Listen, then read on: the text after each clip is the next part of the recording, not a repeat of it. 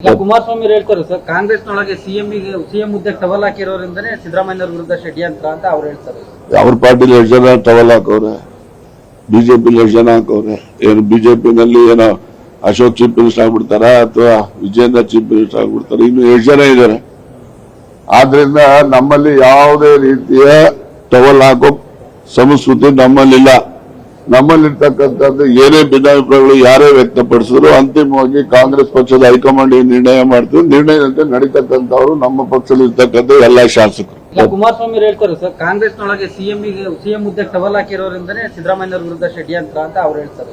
ಅವ್ರ ಪಾರ್ಟಿಲಿ ಎಷ್ಟು ಜನ ಟವಲ್ ಹಾಕವ್ರೆ, ಬಿಜೆಪಿಲಿ ಎಷ್ಟು ಜನ ಹಾಕವ್ರೆ? ಏನು ಬಿಜೆಪಿನಲ್ಲಿ ಏನೋ ಅಶೋಕ್ ಚೀಫ್ ಮಿನಿಸ್ಟರ್ ಆಗ್ಬಿಡ್ತಾರ ಅಥವಾ ವಿಜೇಂದ್ರ ಚೀಫ್ ಮಿನಿಸ್ಟರ್ ಆಗ್ಬಿಡ್ತಾರ? ಇನ್ನು ಎಷ್ಟು ಜನ ಇದ್ದಾರೆ?